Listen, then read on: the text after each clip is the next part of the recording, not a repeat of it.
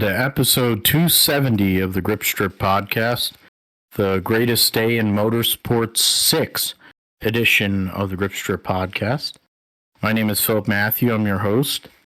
And as always, I'm with my buddy, the iRacing Indy 500 champion, computer genius, gentleman, a scholar, and someone who attended the Indianapolis 500 this past weekend, along with Game 3 of the Eastern Conference Finals. His name is Joshua Fine. What's going on, brother? Doing great, Phil. Of course, traveled to Indianapolis to watch the Indianapolis 500 this past weekend, and it was a great experience there. Saw the Eastern Conference Finals Game 3, which pretty good vibes up until the fourth quarter there. And then, of course, can't be remiss, we have to say this as well, but I did make it to the track in time to see the Weenie 500, so the pinnacle of motorsport right there. So, it was definitely a great weekend of racing throughout. Really just a great weekend overall for Memorial Day weekend here. Yeah, and for all the servicemen and women who paid that ultimate sacrifice for our freedom, we're grateful and thankful during this time, but in general, we are, even when it's this time of year. It was a busy weekend. You had the 3 big races for the last, what seems like it'll be the last time for a while. We had the Indianapolis 500, which saw one Alex Palou go and get his first career oval victory, and beating Marcus Ericsson, and David Malukas, amongst others there. Found out that Marcus Ericsson would get DQ'd along with Kyle Kirkwood, his teammate, and Callum Ilott. We'll get in everything that went on there, what this means for Alex Palou now that he's basically conquered multiple things at once with the win at Indy. We will talk about the Monaco Grand Prix, which had 2 pit stops, mandatory. Certain teams understood that, Mercedes didn't. You had Lando Norris start on pole and win. It really wasn't that dramatic. It just took forever because they were driving so slow around the track, especially some of the team games that were going on. They were about 5-6 seconds slower than, maybe even slower than that, just to hold up the field, which was pretty brutal. We can talk about how, or if that 2 pit stop mandatory strategy was worthwhile, or it was same old. Give you a rundown of the points and all that as well. In terms of the Coca-Cola 600, the first race on Prime, was a really good presentation, and it was a really good race too. Granted, William Byron dominated, but they were, in the end, he wasn't the one that held up the trophy. Ross Chastain came through after starting tailback and won the 600. And then they had a deep and comprehensive pre and post race show, which is something that's very rare. Not having a commercial for the last 80 laps of the race was also nice. So we'll get into the 600. We'll also talk about William Byron getting the win in the Xfinity Series after copping a speeding penalty, and then Corey Heim dominating the trucks. Where have you heard that before? Basically every freaking race this year. The roundup, we'll talk about Cletus McFarlane going and wrecking a portion of the field, and Austin Green coming through for his first career victory. MotoGP, which saw Aprilia come through for their first win of 2025 in MotoGP, with all the drama and stuff going on with the Martinator. Shanghai Formula E also took place, and then we're gonna have the Shanghai E Prix this coming weekend. Sorry, we'll also have IMSA and Indy next at Detroit, and then F2, F3 at Monaco last week, Catalunya this week. We'll preview the Spanish Grand Prix and make our picks. We'll also preview Detroit for IndyCar and make picks, and then the triple header at Nashville Super Speedway for NASCAR.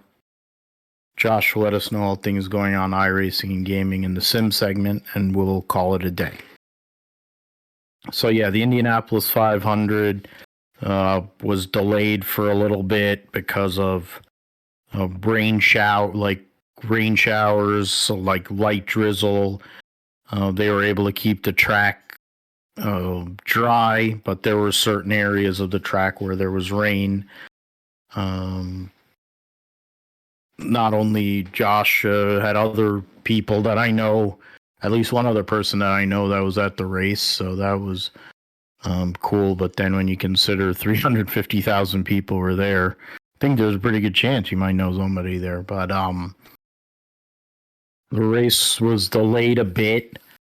They had a really long pre-race show that insisted on having way too much Chris Myers and Miss Hummer.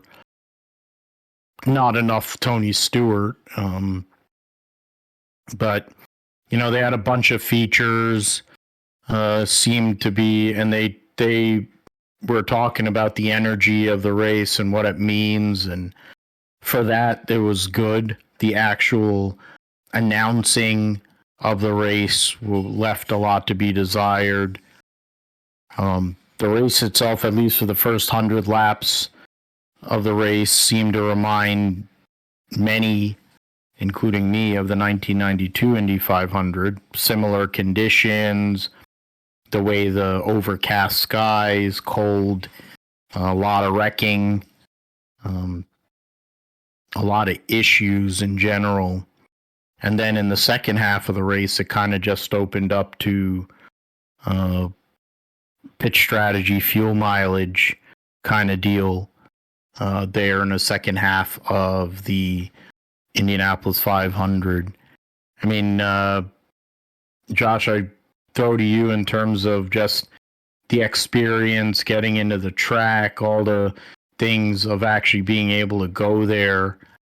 I haven't been to Indianapolis since the mid-90s, and that was for NASCAR, so it's a bucket list thing. So what was it like to be there at in a sold-out crowd for the biggest race in the world? Yeah, I mean, it was, I think, everything that I thought it would be like, in just the atmosphere being there. I think, well, first of all, I mean, we can start before the race, just showing up to it. I mean, I think you're better off like walking to the race or biking there than, because I had a rental car and then I bought a parking spot, like not at the official Speedway parking because I was already sold out, but there was one that was like a little further down from one of the back lots there. So, parked there. I mean, it was easy to get there, but it was just a ton of traffic and stuff. And, I think if I were ever to do this again, I think I'd try to, bike or walk there. But that aside, I mean, the traffic, of course, I mean, it's expected for, that many people to be there, but to then after, getting out of the car and going there, kind of seeing all the people like on the front lawns tailgating and the town of Speedway, Indiana, and all that stuff, and just people, getting ready for the race. And then, as you get to the parking lot, more people tailgating and everything. And then, from there, getting into the seating. So I had turn 3 there in the kind of middle section 14. So yeah, pretty decent view there. I mean, I read everything, like trying to research where to go for this, and it seemed like having a turn seat was probably the best option because you can, see the short chute, the two turns, and then the back stretch, and then coming off of turn 2 there. So I thought that was a pretty good vantage point to have from that aspect. Thought about being on the front stretch for the ceremonies and seeing all that stuff and the finish and all that, but I just felt like for seeing the most amount of action where I thought maybe the winning move of the race would happen, I thought that turn 3 would be the best option there. So yeah, that was pretty good there. But I think the atmosphere and everything, everybody was all excited for the race. Of course, you mentioned like the drizzle that was happening, which I was kind of nervous because I was like, I hope the skies don't open up and it really starts raining, because then I have an umbrella, but then you don't want to get wet and all that stuff, and have my camera with me, so didn't want to chance that getting wet or anything like that too much, and all that, and then of course the race itself being delayed, which of course the storyline there with Larson making it to the 600, trying to make it to the 600, of course, was nervous about that because like that was one of the things I was interested in seeing, and it's like, oh, it's deja vu all over again. But then all the ceremonies going through it, they had the back home again in Indiana. That was the one I was really excited for, and just feeling the emotion throughout that song. It was exactly what I expected it to be, and it was cool to hear it in person after hearing it on TV and all that. I think what else, playing taps, hearing them play taps, I mean, that was really really nice to hear and all that. But yeah, just overall, just really cool to be a part of all the festivities in person and stuff. And then of course I mentioned 350,000 people, and it was a sold out event, of course, which it was absolutely true, because initially, like when I got there early enough to get to my seat, and I found my seat, and then not everybody beside me had come up to their seat, and then there was one guy next to me who I think he was sitting in the wrong section, but somebody else was sitting in where he thought he was supposed to be, so he kind of just said, okay, I'll just sit here. And then as other people started filling the seats, there was one couple that came up and said, well, we've had these seats for 4 years, because I had to kind of scoot over to make room for other people, and so I was after originally sitting in my seat, was not sitting in my seat anymore, just to move over to make room for people next to me. And then I was not intentionally, but just happened to be on the label of I had seat like 14, and then seat 15 was supposed to be somebody else or whatever, and then they come up and they're we've had these seats for the last 4 years, and we've been coming here since like the 80s and stuff. And I said, well, I'm trying not to sit in your seat, but there's other people here that are now sitting here, and it's hard to move. And then we had to figure out, and we realized that one of the guys had the wrong ticket, or not the wrong ticket, but the wrong seat, and so he had to scoot over to the next section. So once we got that cleared up and everything, it was just that guy was clearly in the wrong seat. But once we got that cleared up, it was fine. But of course, there was not really a lot of, going to like a NASCAR race, there's there's still plenty of room. The seats, like Daytona seats, are pretty wide, and you can be comfortable and stuff. But here, you're kind of scrunched in a little bit. So that was only like, I guess, complaint I had, is just like when it's sold out like that and it is a packed house, you do kind of get a little scrunched in, I guess. But it's not a big complaint. It's just like I wish I had a little bit more room, but that's okay. So but yeah, I think the other thing is that they had the Black Hawk helicopters, which I don't think they've ever did that before, the Black Hawks to fly with the field. So I thought that was pretty unique, just seeing those helicopters up close, celebrating the U.S. Army's 250th birthday there. So that was pretty cool to see them fly up close like that, and everything. And got a couple of good pictures of that. So hopefully I'll get those out later in the week and everything. But yeah, that was pretty nice. And then yeah, just the atmosphere and everything. I mean, it's exactly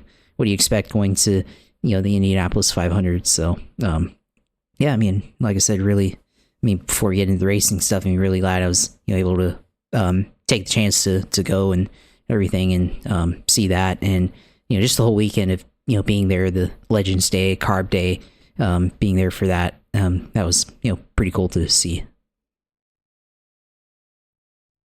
Yeah, and it's something that many racing fans like me have wanted to experience. So hearing that and hearing the whole plan and what you had to do, but it came off all right, is a good thing. So it makes me less worried about possibly going and doing that in the future, hopefully.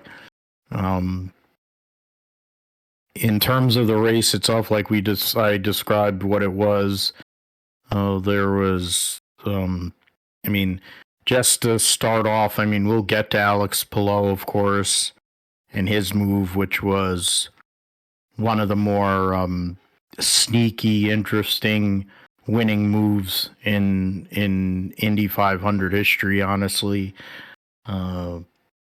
Basically pwned Marcus Ericsson, and then Marcus Ericsson had no response. He couldn't get back around him. And come to find out, if he had actually won the race and then got DQ'd, it would have been really bad. So, at least I guess now Kevin Blanche, because of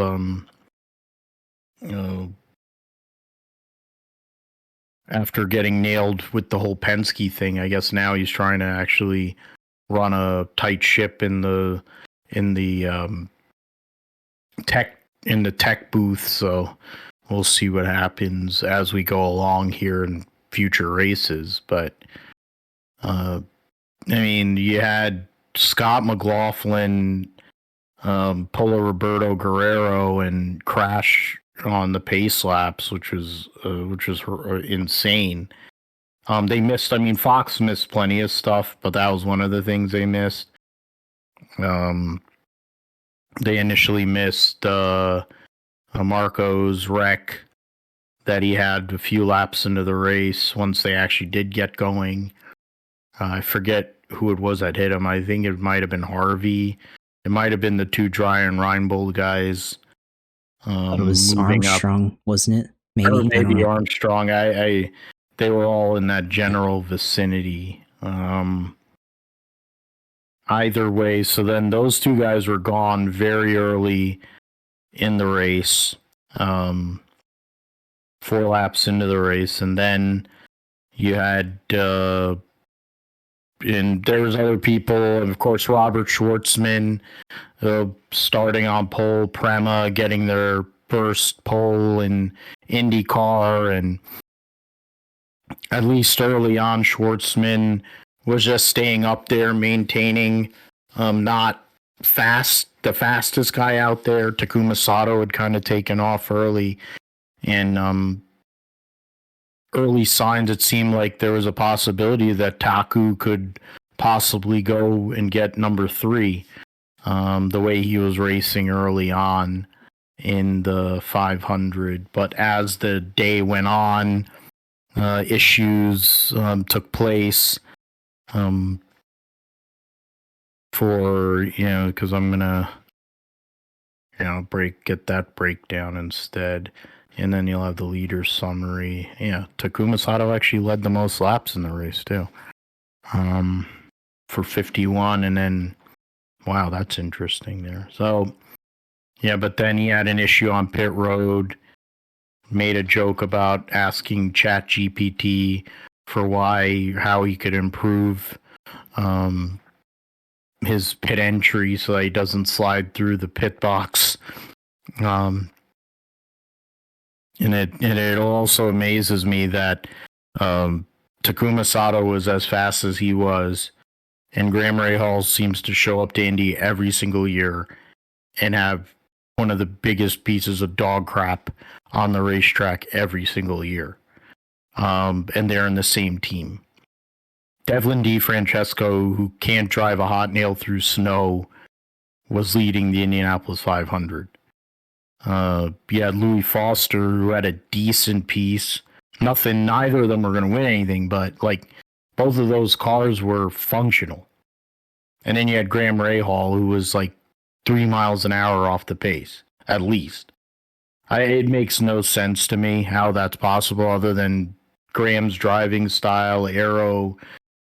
They just have bad engineering on his car specifically. But I think at the end of the day, I think we're getting to a point with Graham Rahal that there's only certain racetracks where he's kind of worthwhile at, and it would be better off for him to go and actually run the team than be a driver.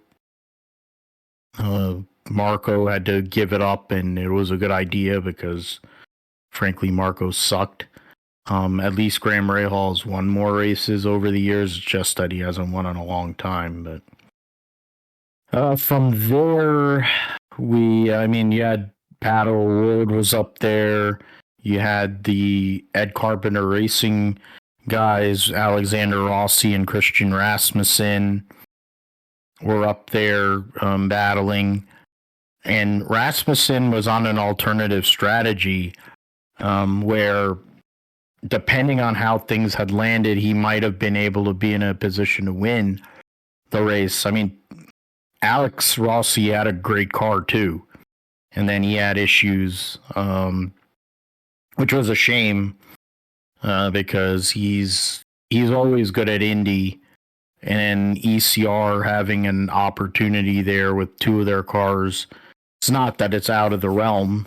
They usually, Ed Carpenter puts everything out of the in the kitchen sink into trying to do well at Indy. So he had a good piece. They both had good cars, and in the end, Rossi wasn't able to come through because of mechanical issues. Rasmussen was able to be within the lead pack there, so one of his better finishes of his IndyCar career. I mean, there's a lot of different angles we can go at this. There's only 12 cars on the lead lap, so it shows how competitive and tough the race was. Joseph Newgarden, two-time defending Indy 500 champ, started on the back row and was in the top 6 when he had his mechanical issues himself. So I started to have that, sinking feeling, and I'm like, oh, this motherfucker is going to win 3 years in a row. I really started to think that, and then he got that penalty. He got that, or not penalty, but then he had to come back into the pits, and that was the end of that for him. I mean, you had Scott Dixon's brakes were on fire before the start of the race, and they eventually had to go and pit to repair the left rear brake. Lost 3 laps, wasn't able. I think he lost 4 laps, made up one of them. In the end, was buried. And you wonder if he was actually on the lead lap, what he could have done. Ryan Hunter-Reay is another one, the 2014 Indianapolis 500 champ, in a one-off with Dreyer and Reinbold. They were on the alternative strategy with Christian Rasmussen, and he was leading the race when he pitted at lap, what is it? I guess 171, and to go and have a chance to win a second Indianapolis 500, it would have been one of the longest gaps between first and second wins, and then run out of fuel to the point where he couldn't get the car going again. Is just really brutal for Captain America. It would have been big to see that happen if he could have came through and won. So, I mean, there was a lot of storylines, a lot of people who who had unfortunate situations. Larson, of course, trying to run the double, wrecked just before halfway, coming off of a restart. Took Stingray Robb and Kiffin Simpson with him in the process. Schwartzman crashed on pit road and then damaged his suspension because of a brake issue, not having the brakes, I guess, set there.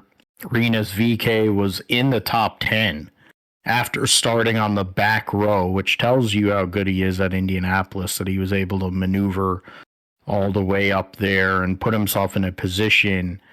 But then he crashed coming into pit road. So, I mean, there was so much going on.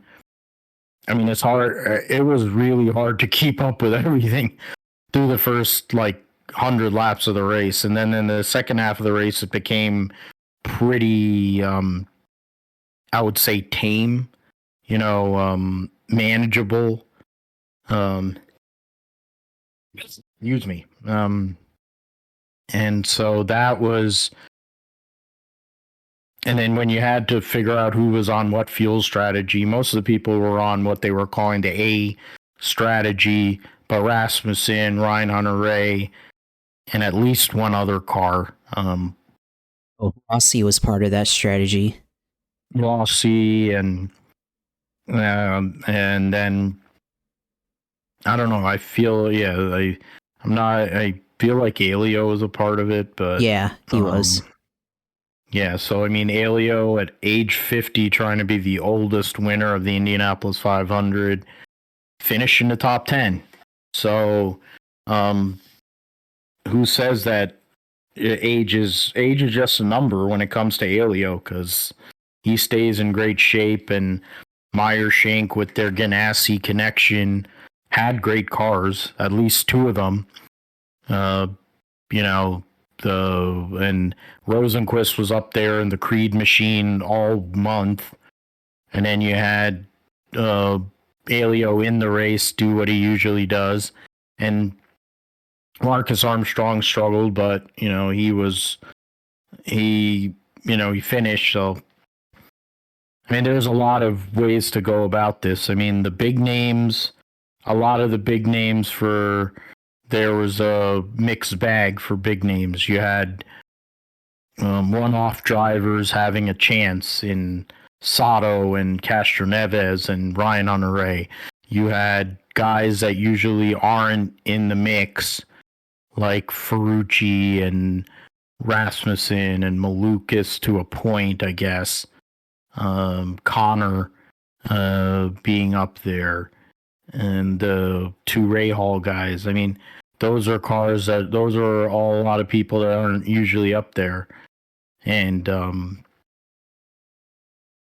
mean, I'll let you go because we have to separately talk about Alex Palou, honestly, after what he did. But I mean, it was action. There was a lot of action. A lot went on. It was quite dramatic for an Indy 500 compared to recent years. I mean, there was definitely a lot of action there. I mean, in terms of fighting for the lead, I mean, there wasn't really a lot of passing up front for the lead, but at the same time, there was still a lot of strategy going on, a lot of drags going on, like you said, and of course, Scott McLaughlin, of course, to start off the race with his deal, of course, Alex Rossi on pit road, catching on fire, which I'm surprised that they didn't throw a yellow for that, because normally I think they throw. I mean, I feel like you see that if that were to happen in NASCAR, they would have thrown a yellow for potentially unsafe situation on pit road there, and I mean, I feel like IndyCar has done that before, but for some reason I guess they contained the fire there pretty quickly. But that was pretty strange seeing that. Seeing other strange things happening, like VeeKay losing it on pit road there. So yeah, I mean, there's a lot of different strategies. It was interesting following the race there from from the vantage point at the track. I mean, I think Rossi had good pace there because he was leading that alternate strategy because he had only pitted one time on lap 44, or I think under green, and he had pitted with Ed Carpenter there and Christian Rasmussen. So they had a different strategy going on that I think could have netted them the lead potentially, but you had Ryan Hunter-Reay, I think, who I think he was going to be in the catbird seat, so he ended up leading the most laps, or the second most laps in this race. Takuma had a interesting race, running up front. He had a lot of speed, but then of course what doomed him was overshooting his pit by just barely there. So yeah, that definitely cost him a shot, I think, at being up front. But of course, Ryan Hunter-Reay just ran out of gas on pit road and ran it dry, and then that caused his issue with refueling and then losing fuel pressure there. So that took him out of the race there. So that was, I mean, I think if that had not happened, we might be talking about Ryan Hunter-Reay winning the race here, and which would be interesting because he's not a full-time driver anymore, and it's for a definitely a smaller team, and Dry Reinbold Cuskick Motorsports there. So which is interesting actually, because on the day before, he was at the Chevy fan stage, and I managed to get an autograph from Ryan Hunter-Reay on my Chevy shirt that I got for a couple years ago at the NASCAR races. So I just have Chevy drivers whenever they go try to autograph it. But anyways, like, that would have been cool to have a autograph from the winner of the Indianapolis 500, and by the way, Florida man too. So that would have been interesting there. So would have been cool to see that. But and I was kind of hoping for that. I was like, Ryan Hunter-Reay potentially winning, that would have been cool there. But then that happened, and then of course, at the end, Palou was up front, or in contention, and then you see him. I saw him pass Malukas on the backstretch, and it's like, oh, it's gonna happen, and then he sneaks around and passes passing Marcus Ericsson there. So that was interesting to see. And then of course the lap cars, like you said, just kind of hanging around there, or people on the tail end of the lead lap who are on their own strategy to kind of, I guess, I don't want to say affecting the race, but I mean, they're allowed to run their own race like that, but it definitely, I think it kind of affected the battle for the lead, because definitely allowed Palou to run in the draft there, and basically counter any move that was going to happen from Marcus Ericsson, and the same thing for Malukas. It would, with all the dirty air, it would just make it harder for anybody further back to try to make a move there. So that was definitely a factor there with the lappers. But again, I mean, they don't have any right to, or they have every right to be able to run where they are and not do anything. So I mean, it was interesting to kind of see that play out. But at the same time, I think the hybrid, I think that was definitely a big storyline that went into this race. And I think one of the things that they talked about is how it was going to handle or change the handling with the added weight. And I think it definitely had a factor there, because it did seem like a race where it was harder to overtake the further back in the field you were, like, for example, like, I mean, Newgarden was I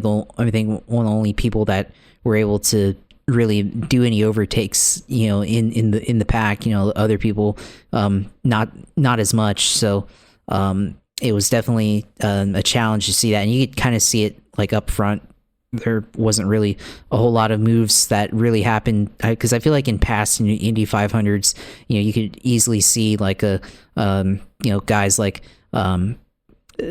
Connor Daly just pull out and make a pass for the lead, which he did, by the way, but it wasn't as dramatic as it seemed like in years past, and you really had to kind of think your way, or maneuver your way up to the lead. It wasn't as kind of an easy thing as it was like last year or the year before, or the past couple of years. So in my opinion, was gonna seem, it seemed like it was gonna be similar to the 2018 Indy 500, but because that one wasn't really all that exciting either. But I did think that this race, like, even with the challenges that the hybrid presented, I still felt like you saw good racing throughout the day, and it wasn't a complete bore fest like 2018, but it was definitely going to be harder to pass than in previous years. So we'll see how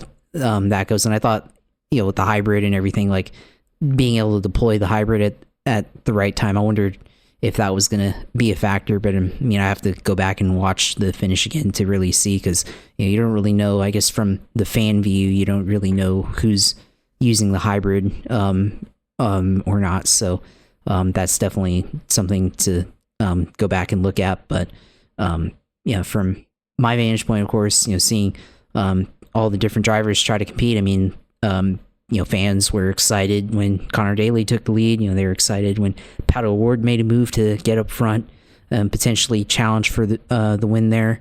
I think same thing for Pelot. I think people were happy that he won overall, or at least happy for him. I'll say, I don't know if they're happy that he is going on this tear, but they're happy for him winning the race, I guess. And all that. And I think one other thing, with the battle for the lead there at the end with him versus Ericsson, of course, getting disqualified there, but it did seem like Ericsson would kind of close in like down the back stretch, like in turn 1 and 2, and get a run when you could see him on the TV, and then going on the back stretch. But then it just looked like in turn 3 and 4, like he couldn't close enough there. Like he would lose time going through turn 4 there, and lose any opportunity to try to make an overtake going into turn 1, or continue that momentum to the next set of corners. So it was interesting to kind of see how that played out, and it just never seemed like Ericsson would have an opportunity where he could try to continue to make up momentum and try to get around Pelot. So overall, I thought it was still an exciting race to watch and all that, but it was definitely one of the weird 500s that we've seen. But because you had stretches of long green flag racing, and then you also had the temperature was definitely very chilly throughout the day, and then of course some of the weirder yellows, like McLaughlin, of course, wrecking like 1992, and then I think it was like 1992 overall, just the weather and all that stuff, and then the weird cautions that we saw in the first half of the race there. So it was definitely exciting race to watch, and I think it's good for the sport, and hopefully with the momentum that they have from this, at least ratings wise, continue to draw interest into the series. Yeah, the highest rated Indy 500 since Scott Dixon's win in 2008, or the most amount of viewers. There was, having to keep up with that. You had the storylines of the veterans that were there, and then in the grand scheme, you're talking about a guy in Alex Pelot who is now, is got, GOAT. He's doing GOAT things. He gets the win, makes an amazing maneuver right at the end of the front straightaway. Very ballsy. Utilizes that draft and the slingshotting by the two Rahal teammates to his advantage, and manages the gap. The point you brought up, Josh, about the hybrid, I think it affected things a little bit. I also figure that temperature really affected things, because I think when the low downforce package that they have with this car combined with cold temperatures is not a good recipe for racing, in terms of actually being able to do a lot of overtaking, a lot of movement. It didn't seem like that second line ever really came in a higher line. So that usually comes in when it's hotter. And so maybe if it was warmer, if it was a hotter ambient, hotter track temp, we might have had a little bit more action in the sense of like passing. But in the grand scheme of things, Alex Palou made a pass on Marcus Ericsson in turn one, shot a gap that really wasn't there, and went out and won his first career oval race. And it was the biggest race. I mean, it's insane. He's won 5 of the first 6 races. He's the first one since Mr. AJ in 1979, when he won 5 of the first 6 races. I think of him and I look at what he does and I'm like, he's basically Scott Dixon 2.0. And it's insane how similar he is to Scott Dixon. The way that he handles radio messages, the way that he is told what number he has to hit, just the machine-like precision by which Alex Palou drives, and then he looks like he's 14 years old. I mean, that's just insane too. So his little baby daughter is probably never gonna age, and that was the best. I think the most wholesome picture was Alex Palou's daughter with his wife there on the bricks and her big smile. And he always wants to grab her and have her participate in these victory lane celebrations, because I mean, I guess for Palou to have his daughter involved, and who knows, maybe one day it goes back to that joke they make in the Fox promotion commercials about how she didn't like Joseph Newgarden's book. That's funny, but I'm sure she probably smiles at him. But I can't remember somebody being this dominant.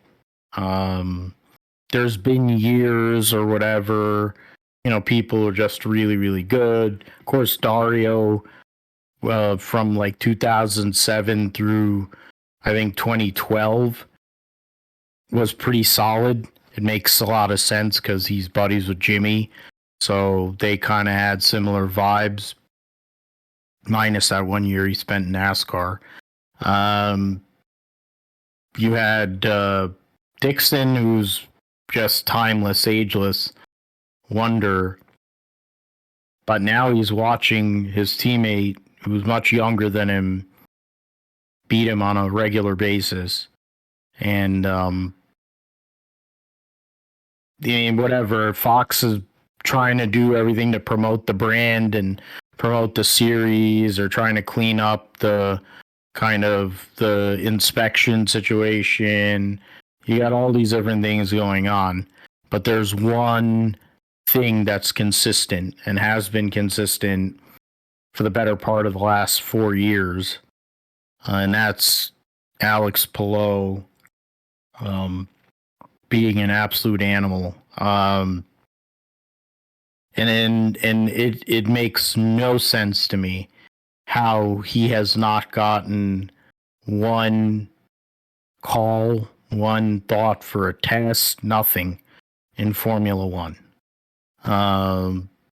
It's a massive oversight on the part of all these teams. I want to say they have the best drivers, but then Lance Stroll's employed. You have Liam Lawson, who's basically falling apart. You have some other guys that are out there and are just taking up seats. Franco Crashapinto, like, you're telling me that Alex Palou can't do better than that? In the end, though, I'm glad because we get to have him here and we get to see his greatness continue and form what is going to be a Hall of Fame career. It already is in a lot of ways. So he's got over 100 something point lead in the points. He's got 3 races on 5th already. So, I mean, like, they've only run 6 races and there's 17 rounds. I mean, like you mentioned it earlier with Dixon offering to send Palou, his wife and family, on vacation for 5 weeks. And he still probably would have the points lead after that anyway.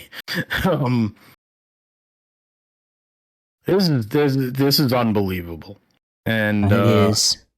There's it in this day and age to have that level of domination is and with the way that you think about the parity,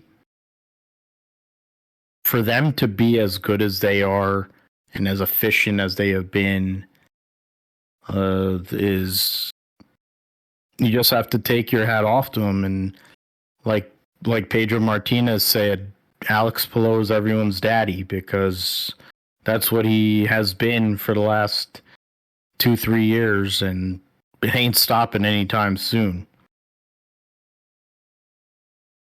So, yeah, I mean, we'll get into the results. We talked about it for better part of 40 minutes. So, Alex Palou, the winner of the Indianapolis 500, over David Malukas, Pato O'Ward, Felix Rosenquist, Root Beer Floathead rounds out the top 5.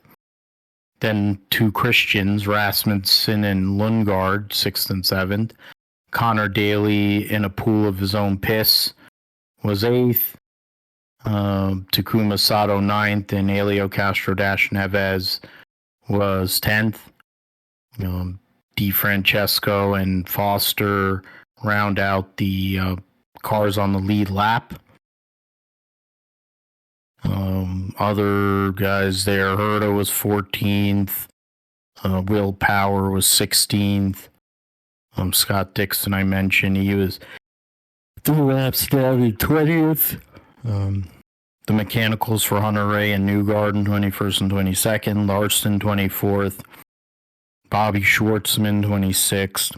VK, 27th. Rossi, 28th. McLaughlin, 30th. After the 3 disqualifications.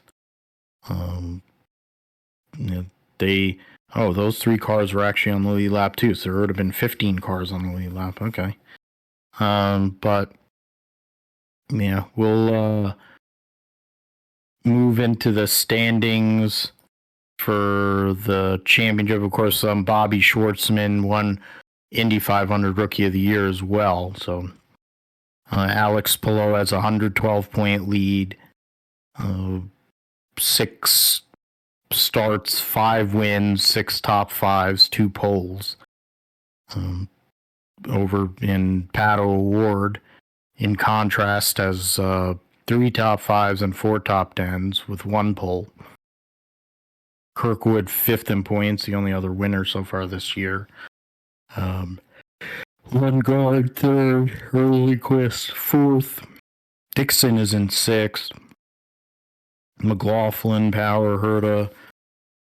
I mean, if you take from Pato O'Ward back to willpower, it's like 52 points. So that would actually be a really intriguing battle. Those drivers all bunched together. Problem is Alex Palou's on a different planet right now. Arenas VK fell out of the top 10 in points with his DNF. Malukas jumped him there. I mean, it's very tight. 17 and then 25 to Rasmussen. So, yeah. They'll be racing at Detroit this coming weekend. So, definitely opportunities for plenty of cautions and damage. So, at a track that's very rough. We'll move on to the Monaco Grand Prix, which saw not a whole heck of a lot go down because, of course, it's not very easy to overtake. It's basically impossible to overtake. They had to 2 pit stop. To do 2 pit stops. I think the way that they had it wasn't the ideal strat. I think if you had made them run at least 2 laps, 2 flying laps on each compound, I mean, who knows, some of them would have probably pushed that, or some of them would have figured out a way, but in the grand, after everything, Lando Norris ended up winning over Monaco's Charles Leclerc. Oscar Piastri was third. Fish Lips led up to a couple of laps to go. He took the lead and was staying out, and then pitted fourth. And Lewis Hamilton was the last car on the lead lap. Isaac Hadjar, Esteban Ocon, Liam Lawson, Alex Albon, Carlos Sainz rounded out your top 10. From Albon back were at least 2 laps down. Kimi Antonelli was 3.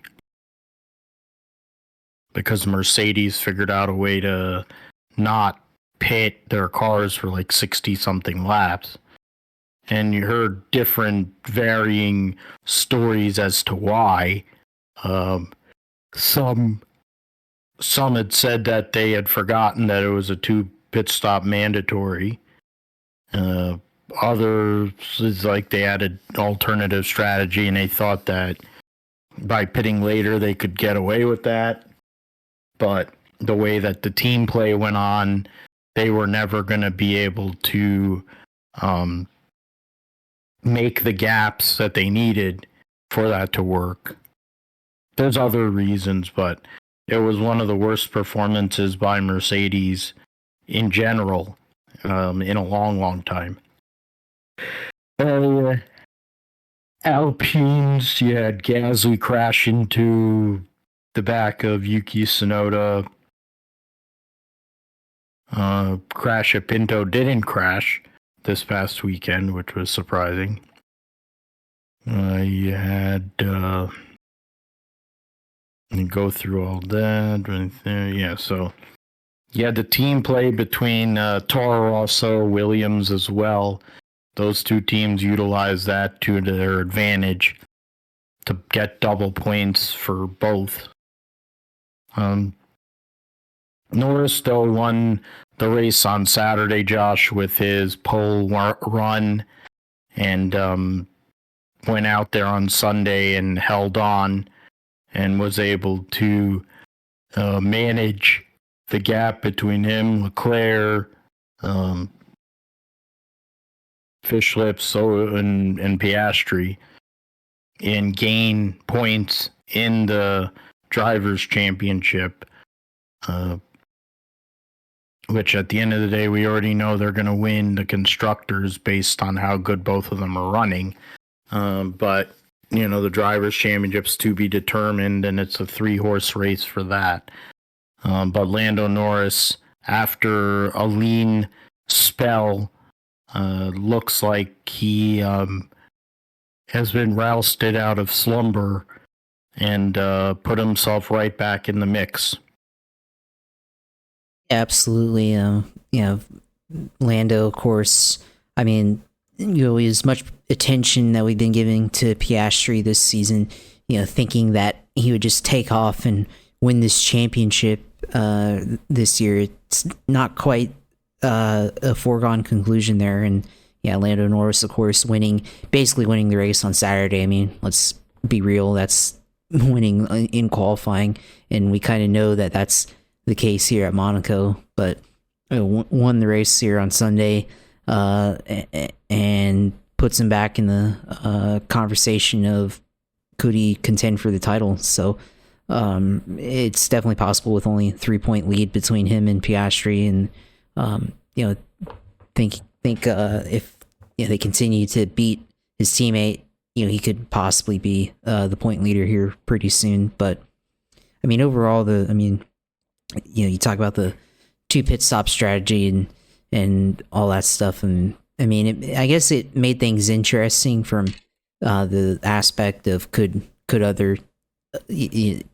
something else happen, but it overall didn't really change anything because Max Verstappen, of course, had his pit strategy where they attempted to hold him out as long as possible and hope for a yellow or a red flag where they could basically have a free pit stop and not be able to give up the lead to do that. But then that never happened, and they ended up having to pit him with 2 laps to go and hand the race back to Lando Norris there. So, this course race, wasn't very, much of anything. I mean, it's like you said, it's basically a ceremonial race there to, hold the Monaco Grand Prix, just to do it and all that. But, otherwise, it was definitely, I think, hard to pass for, I mean, obviously everybody. And I think, a lot of drivers, I think they probably weren't too happy about the way that it's kind of become with Monaco, and you can't really do anything once you're there. But I mean, of course, with Lando winning, it definitely opens the door for him getting back in the championship here. But we'll have to see as we go back to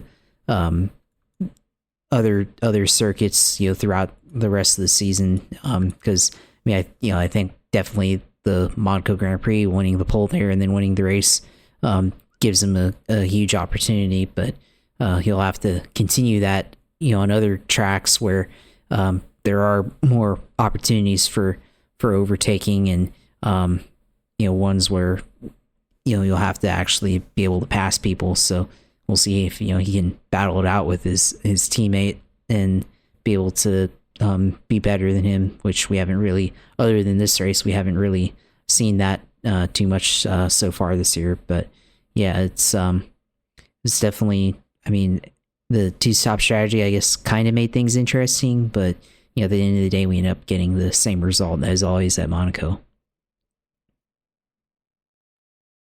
Yeah, and even with the changes that are coming to the cars, they're still wider and they're going to be long. They're not going to be as long, but trying to overtake, even with if there's any power unit kind of effects. It is a ceremonial race, like you said, Josh. It's better for Formula E to race there because you can actually overtake in Formula E. The qualifying session is what the whole weekend's about, because if you can qualify well without any mistakes on pit road, you can go and put yourself in a position to win or do well, and that's what the guys that were up front did. They were going slow enough to where there was only 5 cars on the lead lap, which is pretty crazy. But hey, that's the way that the the strategy handled. That's how the strategy was managed. So to each his own, I guess. The points heading into Spain.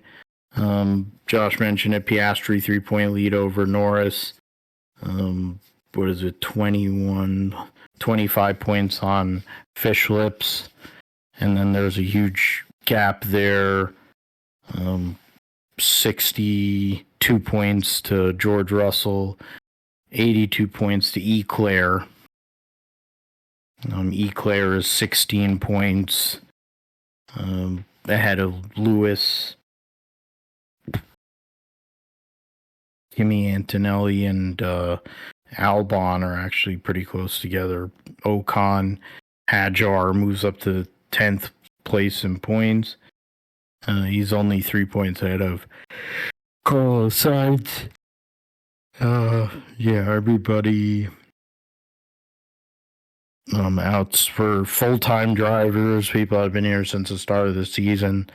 Alonso and Bortoletto are the only ones that have not scored points. And there's a couple guys that have either been out or moved on. In terms of teams, McLaren is 53, 153 plus 20, 173, 172, 172 points out of Mercedes. Mercedes, Red Bull, and Ferrari are all separated by 5, so that's going to be a very interesting battle moving into then deeper into the season for who's going to finish second in the constructors. In terms of 5th, it's pretty solid for Williams. I think there's discussion regarding 6th based on where the points are at. They're only 12 points ahead. Haas is of Aston Martin. And in between is Toro Rosso there. So we will see what happens. So we'll get to the Coca-Cola 600. I mentioned the race and how it was. You had 852, 34 lead changes amongst 11 drivers. Larson flew back and was in a position possibly to make something happen, but it didn't work out. He had crazy Reddick and John Hunter got buried after running up front early in the race, along with Keebler Gibbs. Denny Hamlin had a fueling issue that left him underfueled, and he had to go and take his vehicle out there. And then the story was William Byron leading 283 of the races, 400 laps, but when it came down to it in the end, it was Ross Chastain sitting there doing the watermelon smash in front of the flag stand and the fans after doing a Polish victory lap. He had one of the fastest cars during practice and hit the fence with that car, and then they repaired it, brought it back, and it ran great to the point where he was able to make moves where other people weren't able to. Ross Chastain, your winner over William Byron, Chase Briscoe, AJ Allmendinger, Brad Keselowski, your top 5. William Clyde Elliott II, Michael McDowell, Christopher Bell, Ryan Preece, Noah Gragson, your top 10. Shout out to the likes of Richard, Eric Jones 11th, 13th. Shane Van Gisbergen in one of his better oval races in 14th. So there's that. And you had Christopher Buescher was up front early in the race, but then struggled later. Mentioned Reddick and John Hunter. They were up there, but when it counted, they weren't able to be. He had issues for the likes of Cindric, Kraus, and like the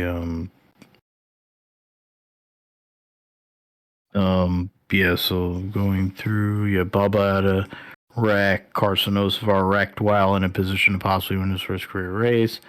Larson gets wrecked in in a multi-car incident between lap 247. It was Larson, Haley, Suarez, Briscoe, and Blaney. So there's that. Zane Smith at a wreck. Jimmy Johnson crashed early in the race. In his 700th start of his Hall of Fame career. So Chastain went out there when it mattered and took away that victory that it seemed like was a total conclusion. So credit to the Watermelon Man on another. But Josh, let us know what you thought about Ross Chastain's performance in the 600. Yeah, Ross Chastain, which I think it's actually pretty incredible that Ross Chastain won this race because he had started last in this race and dead last, not just because he went to the back because of an issue post qualifying or had a penalty or something like that. He legitimately qualified last and came through the field and won this race. So for Trackhouse, they have not had a lot of speed this year, but he's basically been carrying the farm for Trackhouse here this year and outperforming both of his teammates throughout the season. And he's been on a run the last couple of weeks, performing well and getting top 10 finishes and all that. So he's able to run down William Byron there at the end and then passed him there, made a kind of a slide job move in turn 1 and 2 there, and was just able to just barely able to slide up in front of William Byron there, and William Byron kind of got aero blocked into the wall, I guess, there, and then just aero block the rest of the way going into the final lap there. So Chastain, of course, now secures his playoff spot. After kind of an off year last year with Trackhouse and just not being as competitive last year, but this year with the way he's running now, he's 8th in points and has definitely been on a roll this year. So they've had several good runs since the midpoint of this year. So so far, so he could be a potential. Well, he did win a race, but not until Kansas and in the playoffs. But of course, for Chastain, it's going to be interesting to see how he runs the rest of the way this year. We'll see if he can be a real playoff contender here. But definitely carrying the farm for the rest of his team right now. Although SVG had career best finish here on an oval or well, at least on a mile and a half running with pace, because they've not been great this year, being 35th in points right now. And then his teammate Daniel Suarez, I think he was in contention until him and Chase Briscoe got into it and took out Larson there. So they've definitely improved for this. So we'll see how Chastain does. But of course, William Byron on the other hand, dominating race throughout.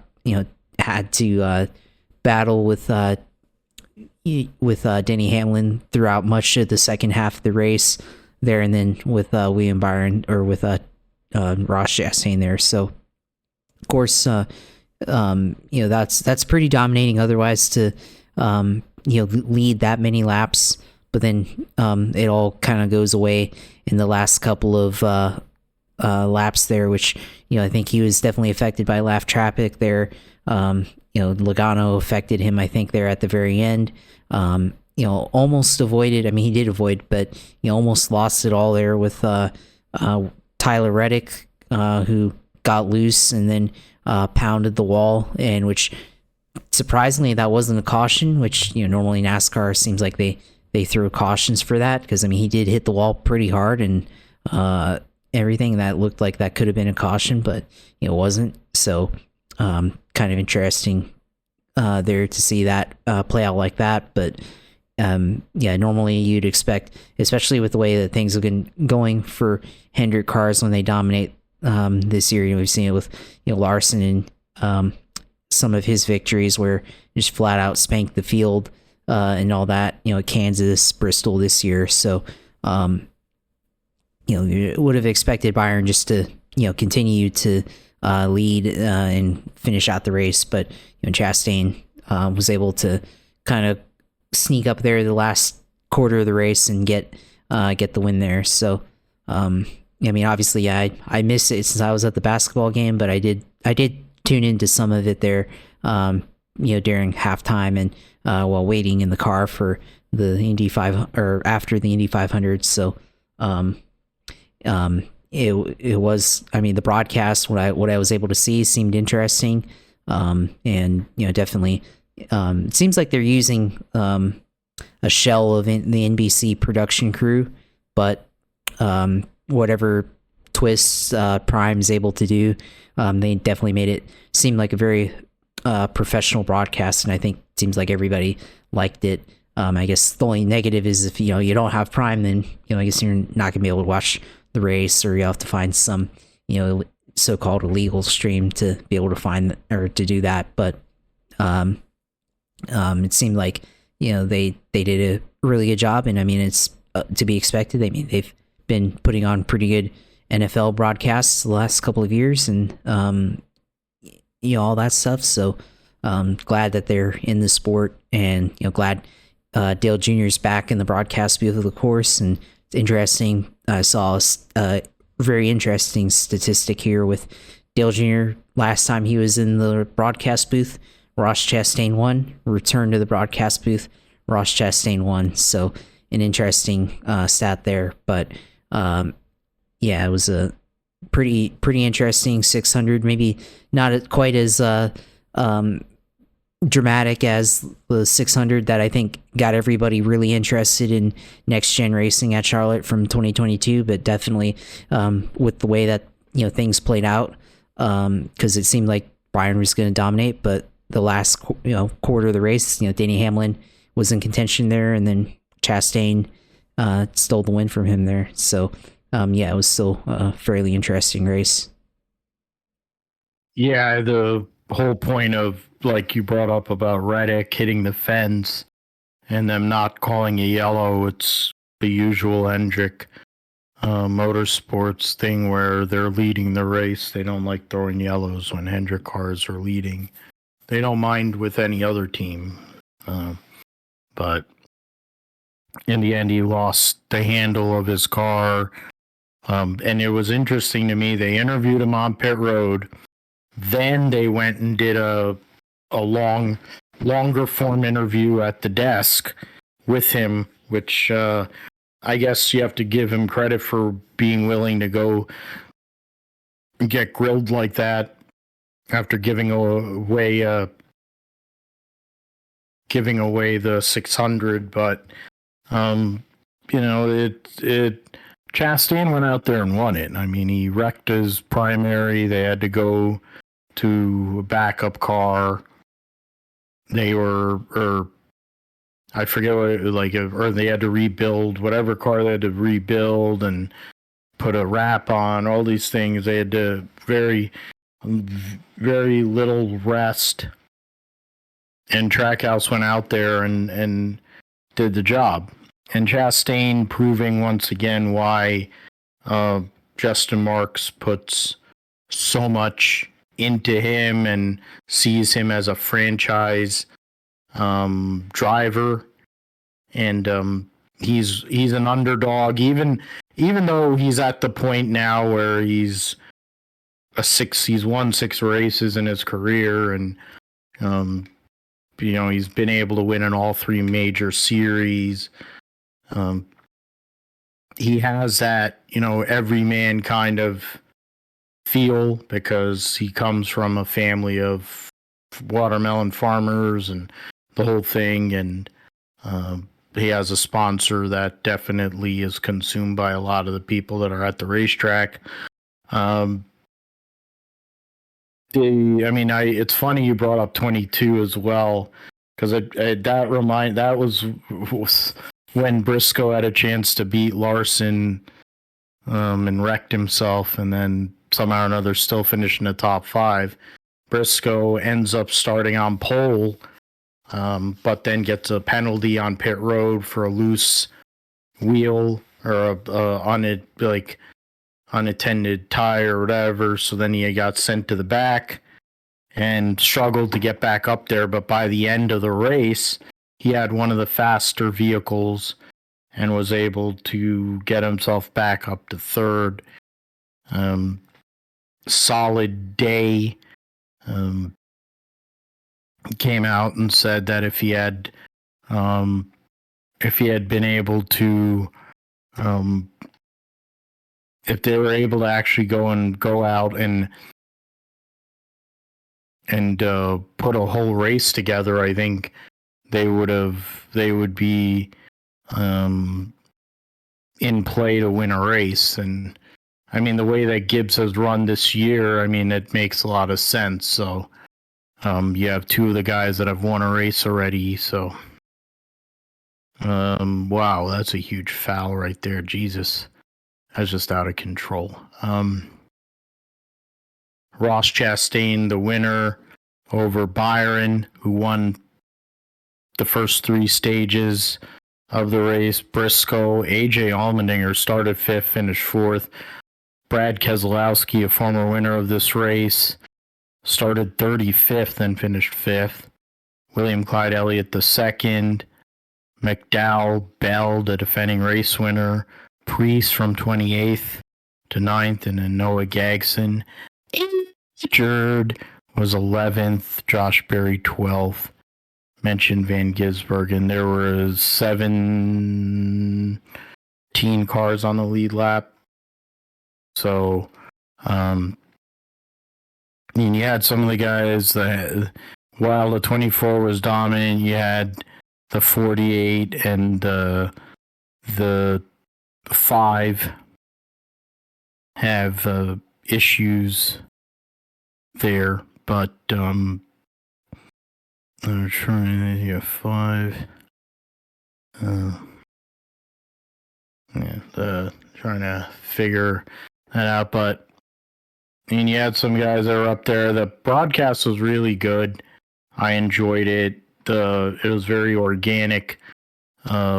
Alexander with Earnhardt and Letarte was a good combo. The pit road people were strong. I mean, granted, you're using NBC people and Kim Kuhn and Marty Snyder.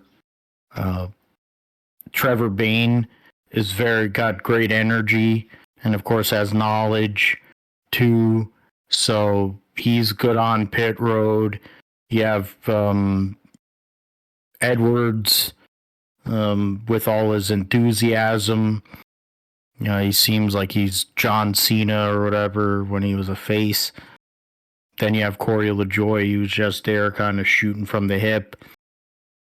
It all seemed to work very well. Danielle Trotta, I don't mind ever looking at her, but she's a true professional. So I mean, it was a really good broadcast. They gave a proper pre and post race. You had multiple people interviewed. It was just very comprehensive, and it's something that kind of makes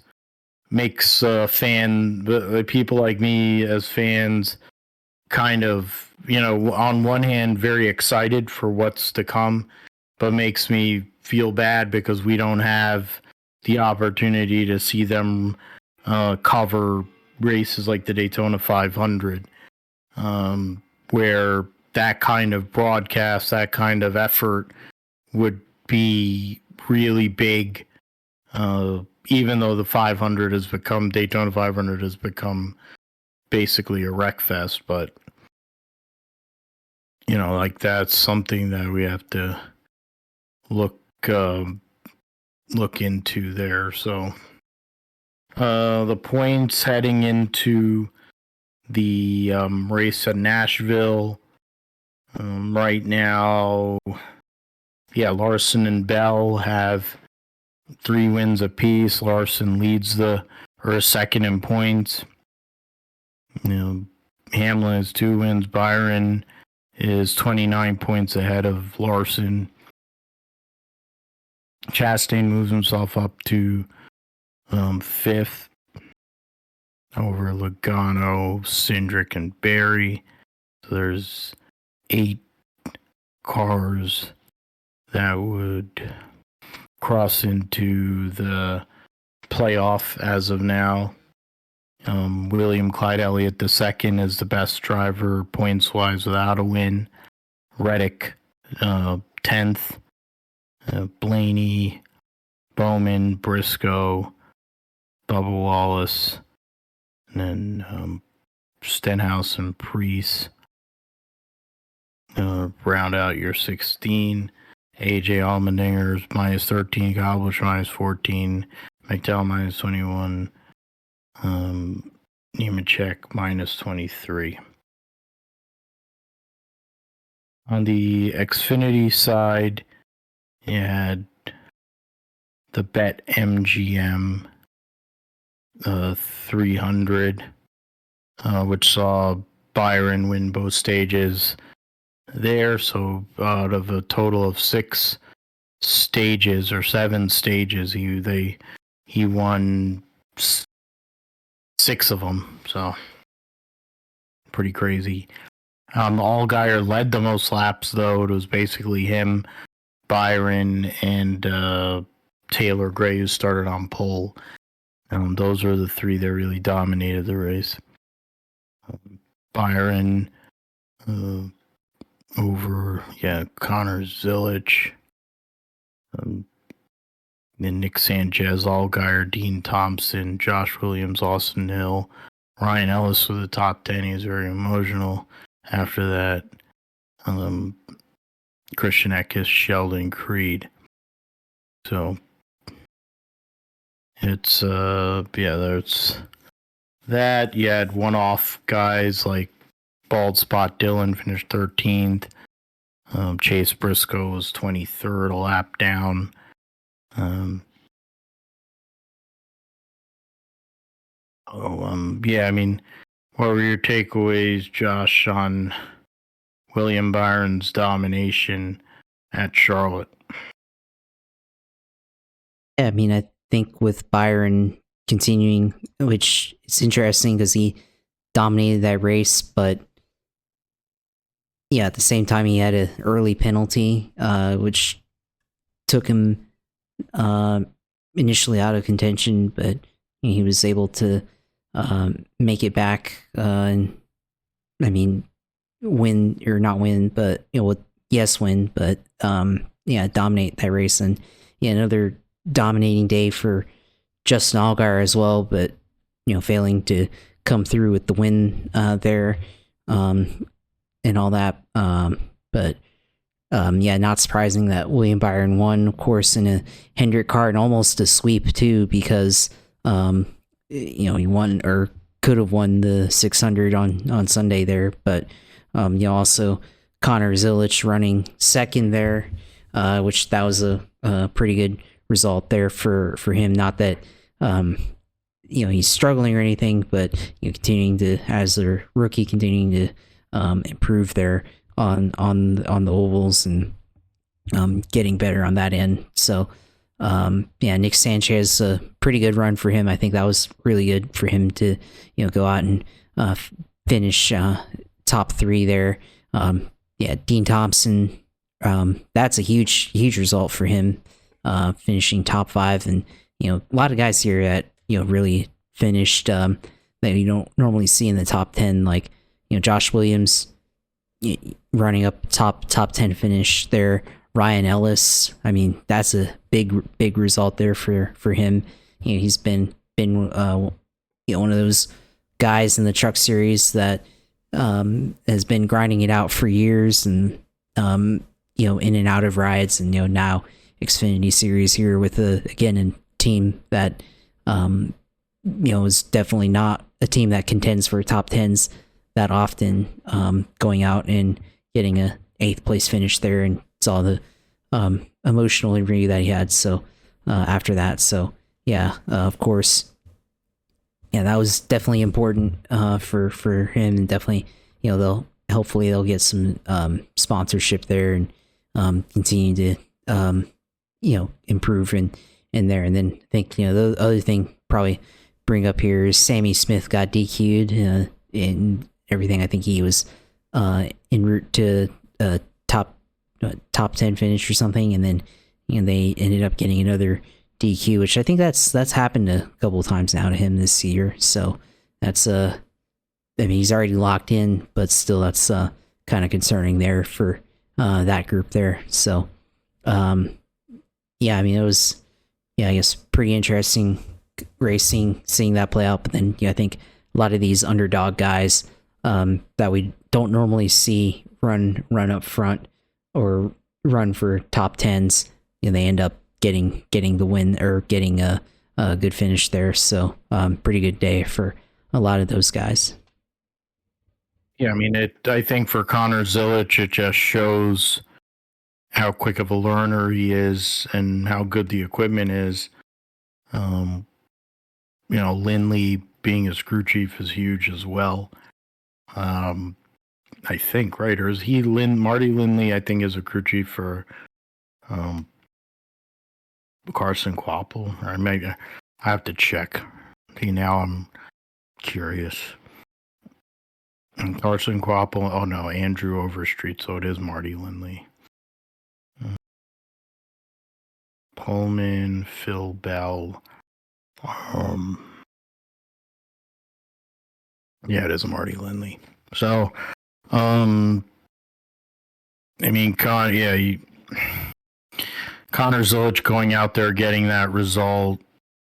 You have the Dean Thompson, Nick Sanchez. You brought up Josh Williams. It shows it's one of the longer races of the year, and it opens itself up to having opportunities like this, even though there really wasn't that much action for the lead.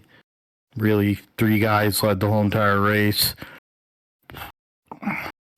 It was relatively competitive in terms. 21 cars were on the lead lap.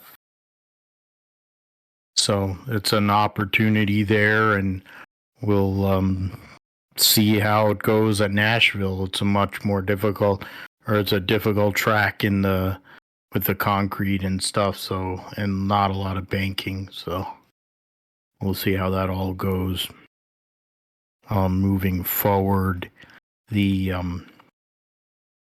points right now, Austin Hill has the most playoff points. Allgaier leads the point standings by 72 over Hill. Mayer is third. Jesse Love is fourth, minus 119. Then Buckshot Jones, Connor Zillage, who has a waiver, Ryan C., Carson Guapel, Jeb Burton, Sheldon Creed, Harrison Burton are your cutoff drivers there. Creed plus 13, Harrison Burton plus 3, over Nick Sanchez, Taylor Graves minus 20, Daniel Dye minus 24, Dean Thompson minus 42. So that's the drivers that are in the mix there. Oh wow, Daniel Suarez is actually going to be in the Xfinity race at Mexico City. Okay. Number 9 Quaker State car. Added to the entry blank. What is it? International provisionals. Add 2 additional entries. Yeah.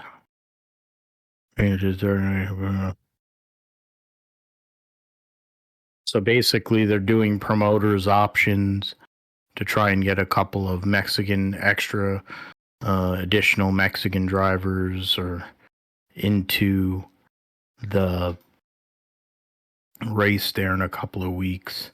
The Beast Infield Block Party. Okay, Infield Block Party. Unleash 8 bands of comedy, sure. Yeah. Monster Brewing Bee, okay. So then the Beast Burn. Then let's go and move to the trucks, which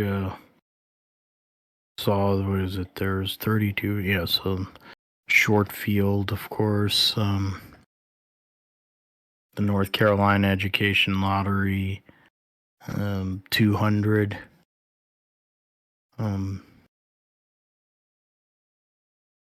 Sees Corey Heim win both stages, lead the most laps,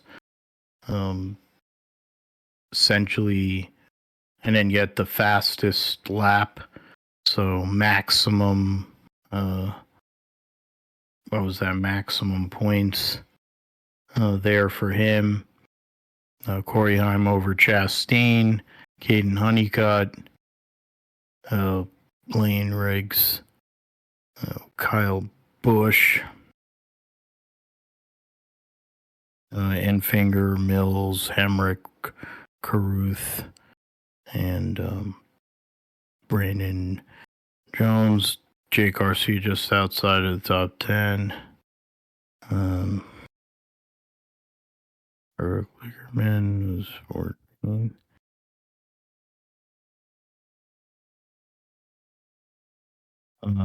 So I mean, the Truck Series race, there wasn't really a whole lot that went on. There was a 2-stage race. There was one big incident after stage 2, and then otherwise there really nothing happened. Chandler Smith got knocked out in that wreck along. Then you had was it 98 is Ty Majeski, and then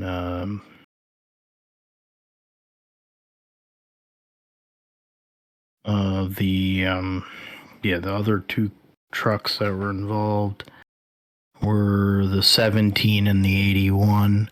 That's Gio Ruggiero, who qualified on pole, and Connor Mozak, who started 15th. But other than that, I mean, what else can it, like we were talking about domination with Alex Palou.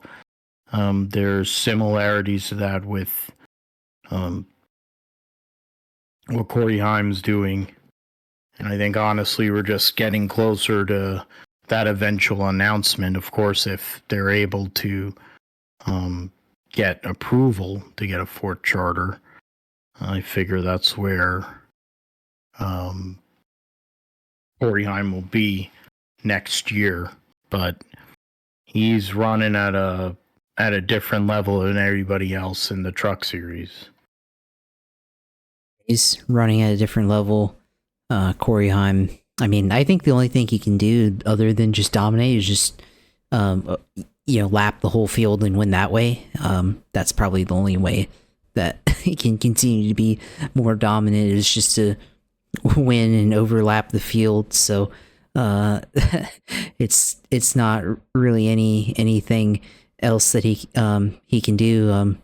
Maybe he needs to do the same thing and take a 5-week vacation and let the truck series catch back up to him. But no, I mean, he's continuing to show why he probably will be, if they ever do get a fourth charter for 2311 racing. So yeah, they could definitely show the opportunity for that.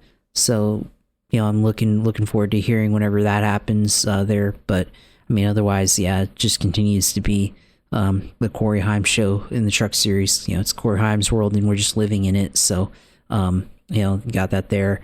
Ross Chastain finishing second. So interesting. He's always able to just show up in a Al Nice truck and just run well in the truck series there. But on the other hand, guys like Kyle Busch, who we thought were automatic in the truck series, but not so much anymore these days. So he's able to still go in and run, and everything. He didn't even lead a single lap in this, which is surprising considering how Kyle Busch has been in the truck series over the years. But no, it doesn't go out and do that. But at the same time, guys like Lane Riggs continue to get top 10s, top 5s. So recovering after last week's altercation with his teammate, or not with his teammate, but with Corey Heim there. Got it there. Raja Caruth, top 10 finish for him, led 10 laps. Pretty interesting there. But and then I guess the other thing I found surprising, Giovanni Ruggiero started on pole there in 17 car, but ends up being 2 laps down there. So clearly had issues there, and wasn't in contention. But yeah, I mean, Corey Heim, there's nothing else he can do. I mean, it's just a matter of time before he's in the Cup Series, assuming that 2311 does get that 4th charter.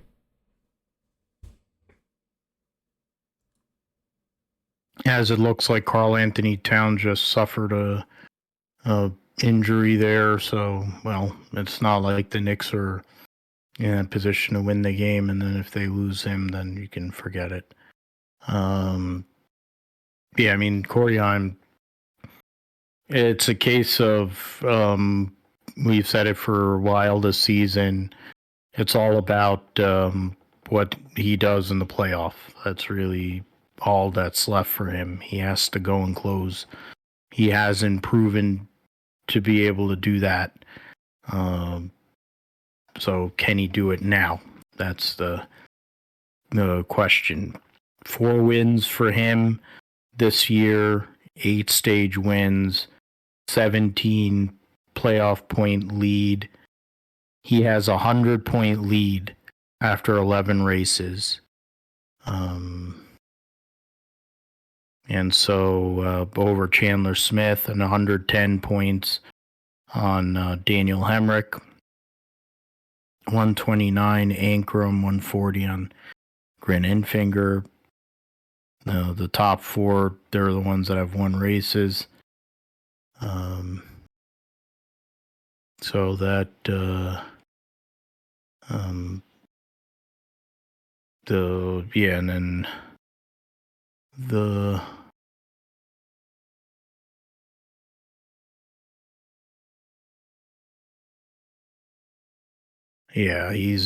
he does not look good. He hyperextended something. He hyperextended his left knee. That's what it looks like. But he's limping now, and he's actually trying to go and play. He's trying to Willis Reed this thing to go and finish out the game. The last 2:11 of the game. He does not look good at all. They should be putting in. What's his name? The other center, because they're not going to get anything out of Cat because he's not going to be able to move.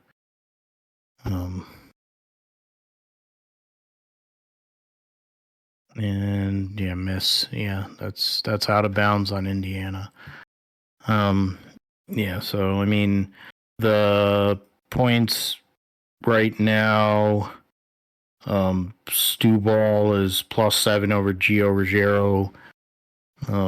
Ben Rhodes is -10. Rajah Caruth -17. Those are the guys that are in the mix. Tanner Gray's 38 back. Crafton 53 back.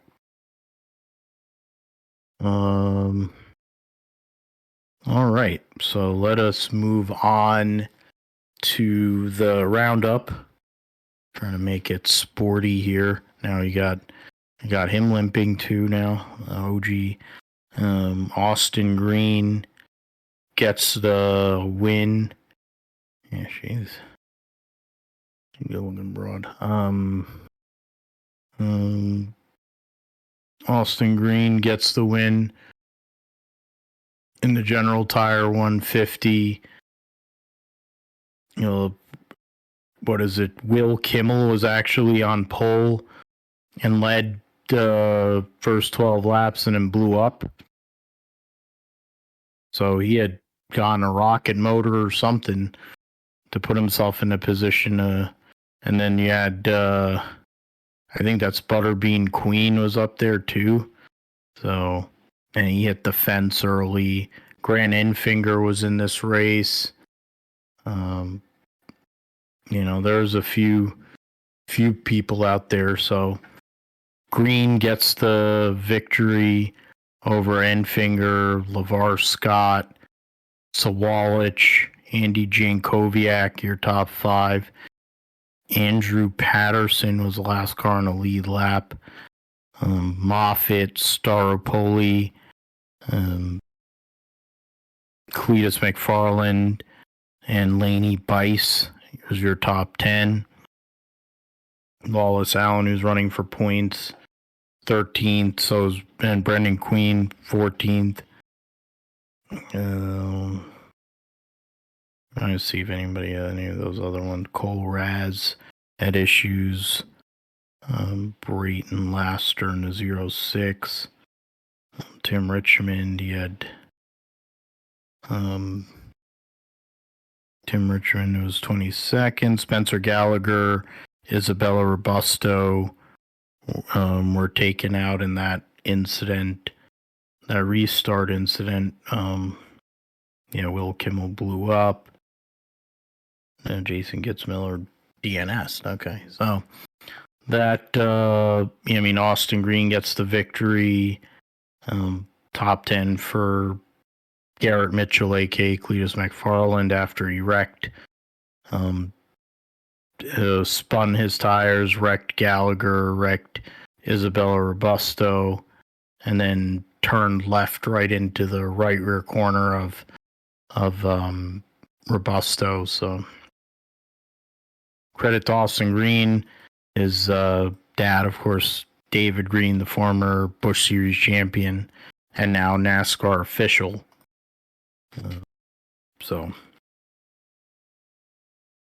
We'll go to Moto GP.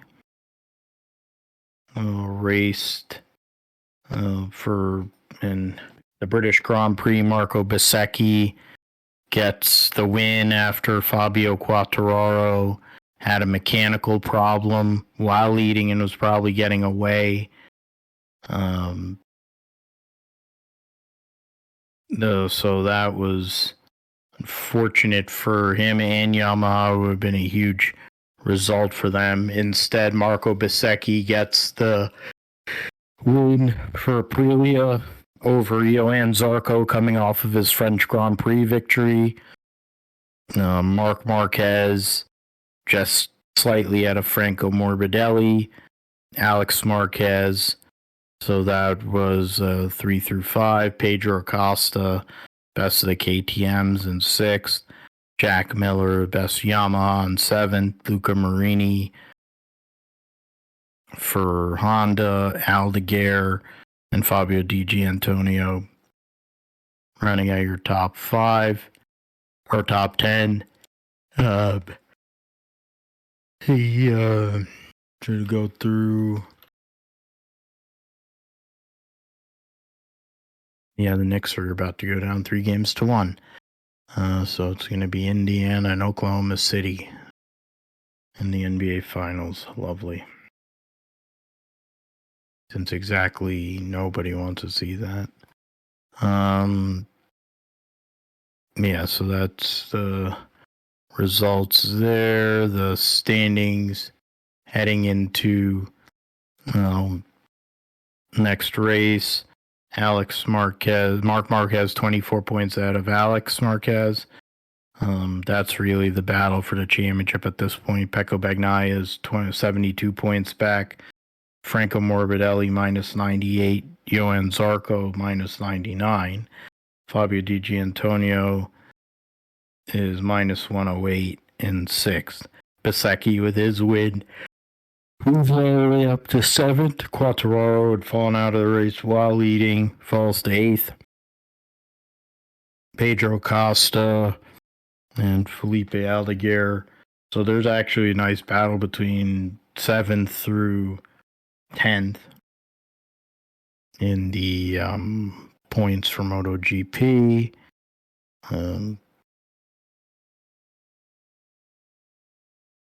Go through not triple double for Halliburton. You get through Moto 2. And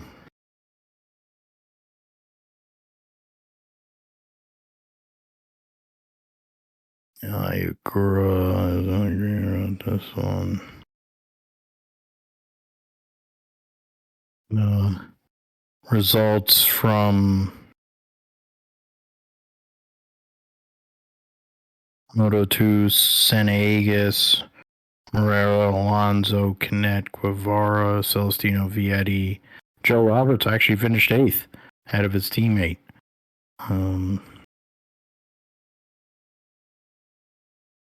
Then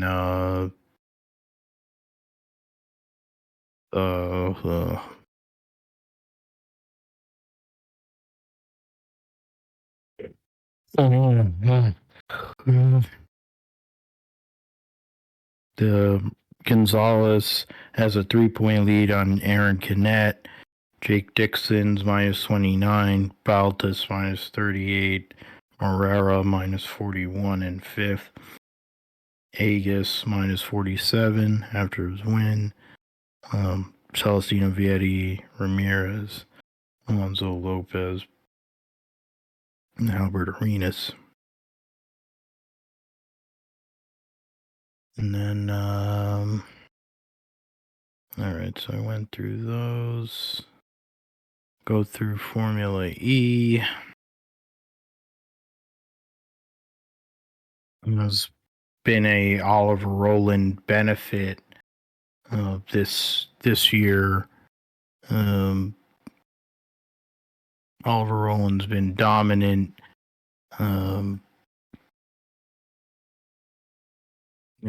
Has coming off of a win in a second place in Japan. The previous round at Monaco was a win in a second place there too. So he has 16 and 78 point or 77 point lead, is that? Curious.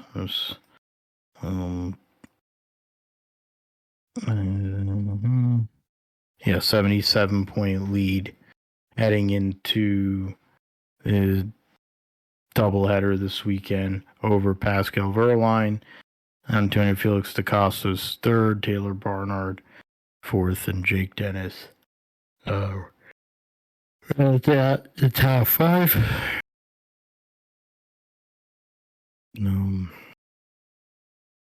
Move to IMSA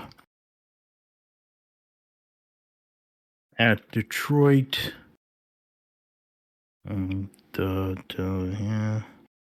Details. Reveal time libraries. The Detroit Chevy Detroit Grand Prix. Is that Allie LaForce? Yeah, looks like it. Platinum blonde hair, huh?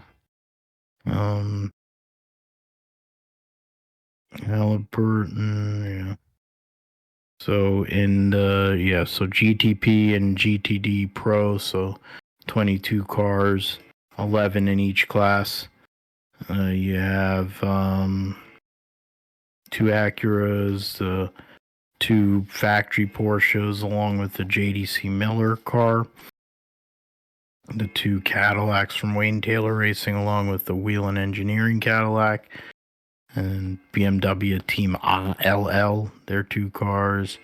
And the Aston Martin team. And GTD Pro, you have BMW from Paul Miller, 2 BMWs from Paul Miller, the Corvettes from Pratt Miller, Lamborghini from Pfaff, 2 Lexus cars for Vassar Sullivan, and the 2 Ford Mustangs, the AO Racing Porsche, and then the Dragon Speed Ferrari. There, so. And then in Indy next has been a Dennis Hauger going, and he actually, even though he's led so many laps, Lockie Hughes, his teammate, is actually only 15 points behind him. That's because of the extra top 5. Miles Rowe in 3rd, Caio Collet 4th, Salvador D'Alba 5th, Pearson, Skeets, Callum Hedge, Jordan Missick, Everugas, Papa Savas in the top 10. And Bryce Aaron was 15th, okay. And then all these HMD cars.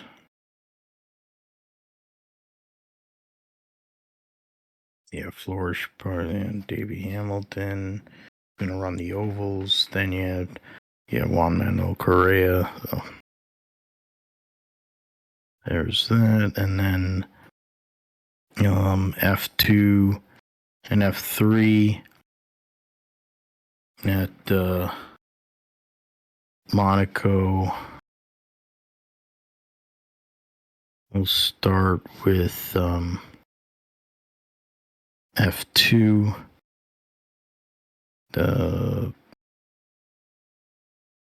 Jack Crawford, okay. Luke Browning leads the points over Alex Dunn, Luca Fornaroli, Richard Vashore, Jack Crawford, top 5. You have Lindblad, Marty, Martans, Beganovic, and Gabriel Mini, Sebastian Montoya, Kushmini.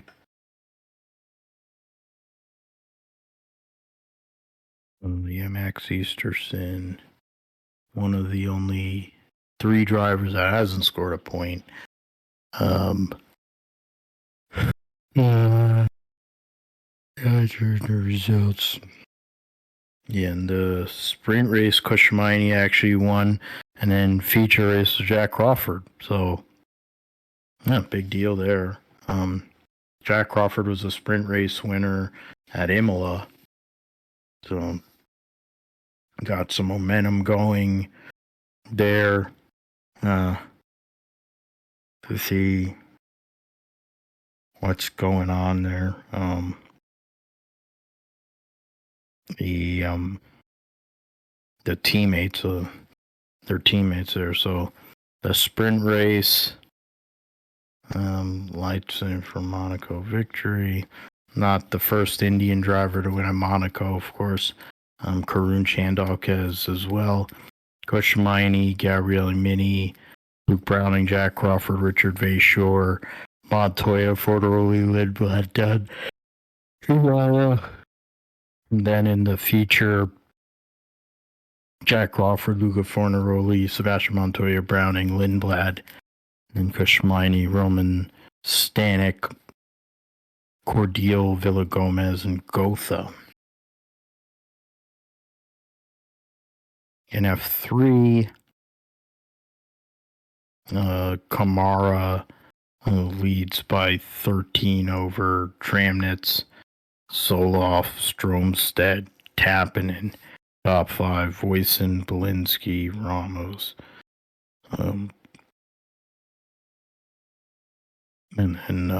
Stenjur, Boya, your top 10. And so let us move to Spanish Grand Prix. Next to last time they'll be at Catalunya because 26th they're going to have Madrid, street course, and move towards that race or the foreseeable future. Let's see the picks. So, Josh, you picked first for last week, so I'll I was really the only one. I actually picked Pato on his exact spot. You were closer. You definitely did better picks than me. Then you hit Corey Hyatt as well.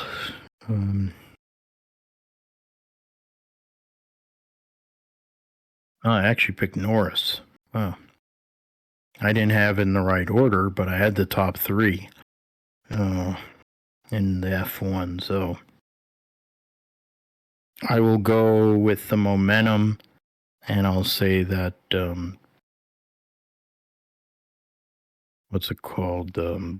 Piastri or Norris goes and gets another win, and we'll say Fish Lips and then Piastri. So F1 Spanish Grand Prix. Phil says Norris, Fish Lips, Piastri, wild card pick for me.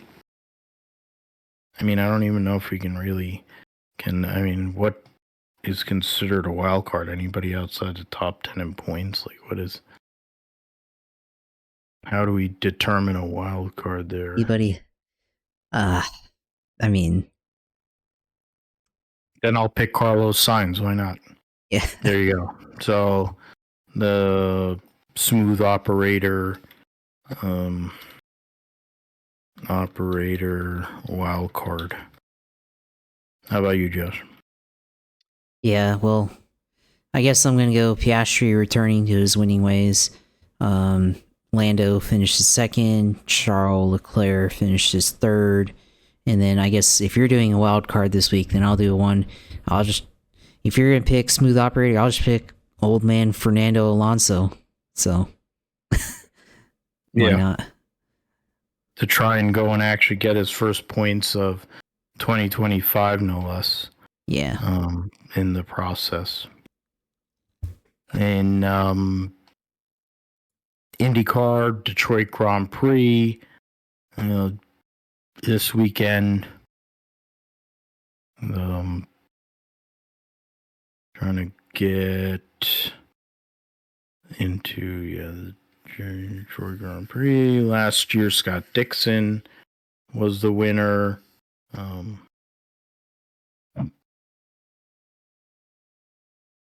These highlights are a nice spotter guy. They don't have that. Yeah, so I saw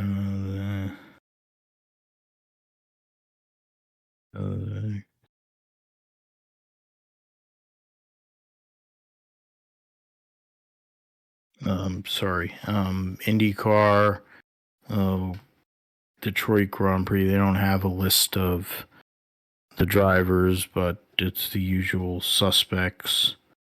So Josh, let us know what your winner pick is, or your podium, and then your wild card selection. Yeah, Alex Palou. I mean, it's no wonder for him. Podium, Pato Award and Christian Lundgaard. Yeah, there, and then wild card.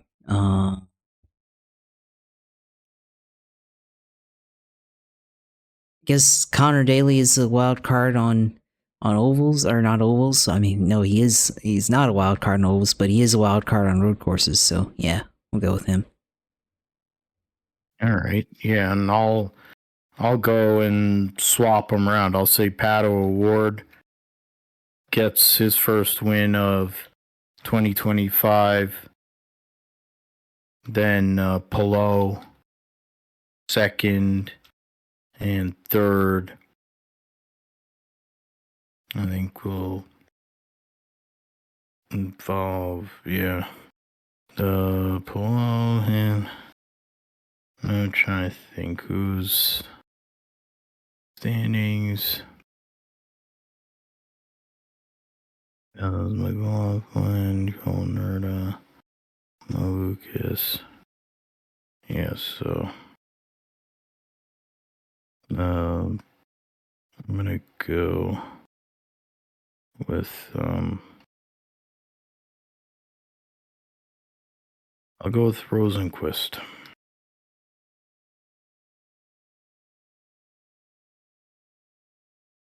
And then the wild card. Current points, he got 26, 27.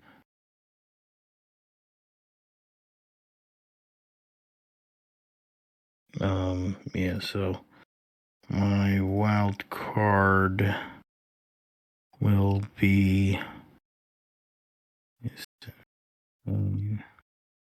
you pick Connor Daly.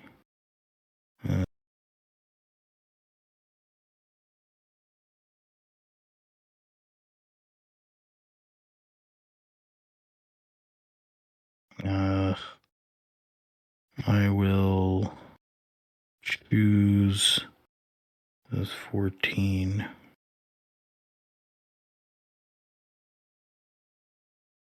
I'm gonna pick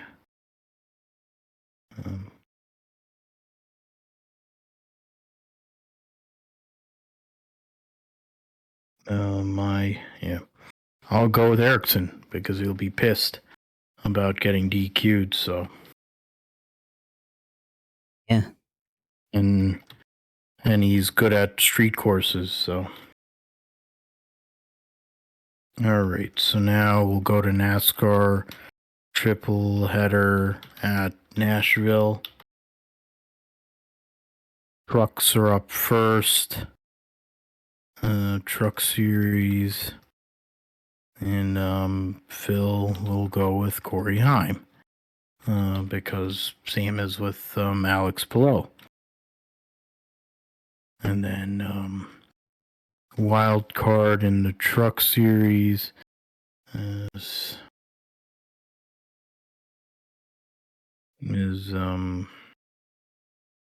Rackley Roofing 200. 32, so they actually have a fullish field. Can't remember.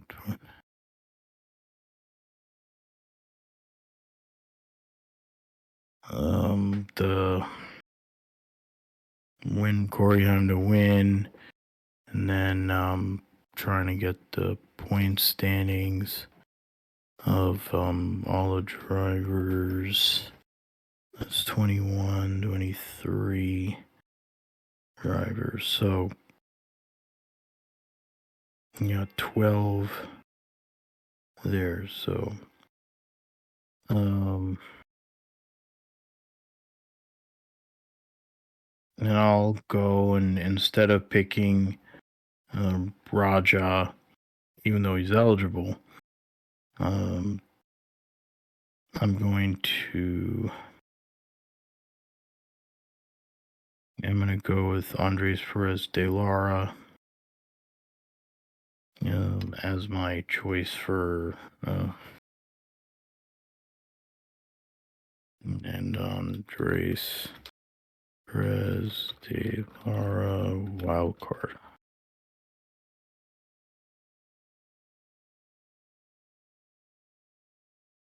How about you, Josh?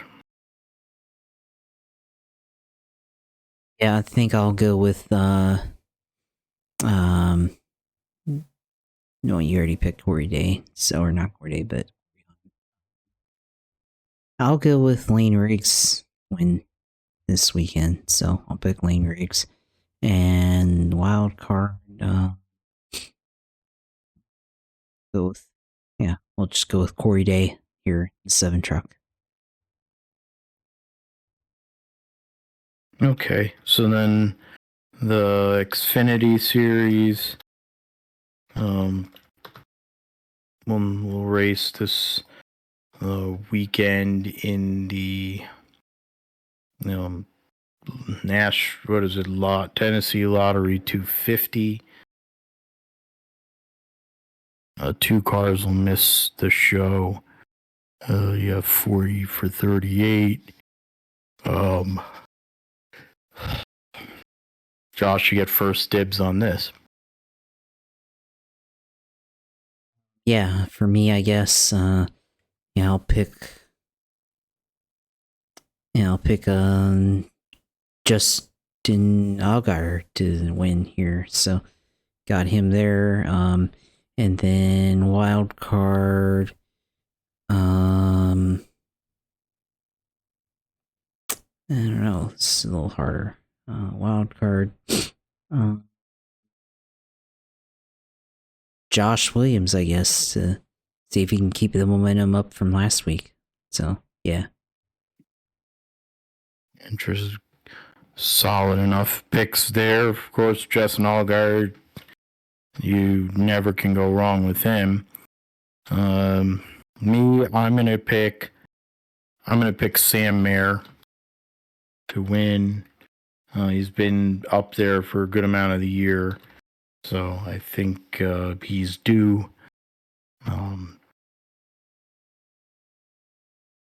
then you have Chastain. Oh, you know what? I'm gonna swap around. I'm gonna do Chastain to win. Or no, actually no. I'll leave Sam Mayer to win, and then my wild card will be wild card will be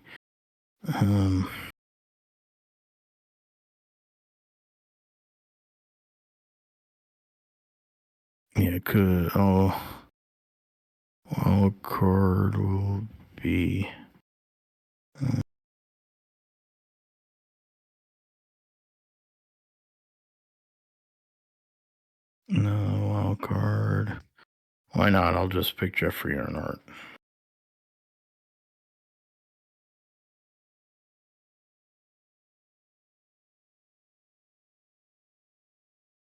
Cup Series. It was the Cracker Barrel 400. I was talking about Ross Chastain. I'm picking him to win. Trying to think of who's where. Cup Series, Cracker Barrel 400.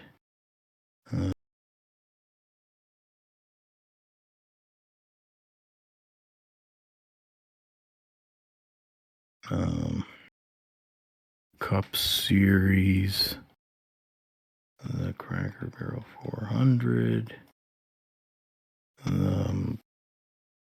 39 for 40, so nobody's going home.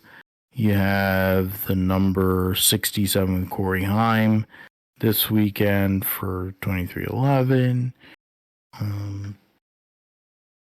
Fincham Garage 66.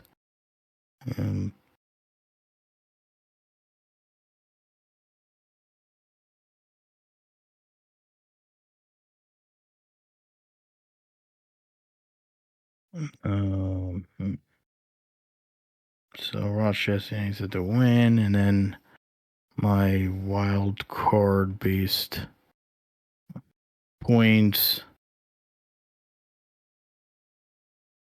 We have 13 all the way out to 36th. Oh, that leaves. I'll say John Hunter Nemechek after his run last week at the 600, but not being able to pay it off. Josh, you get the last word here before we move on to the sim segment. Or not sim segment, yeah, the sim segment. Yeah, I think I'll go with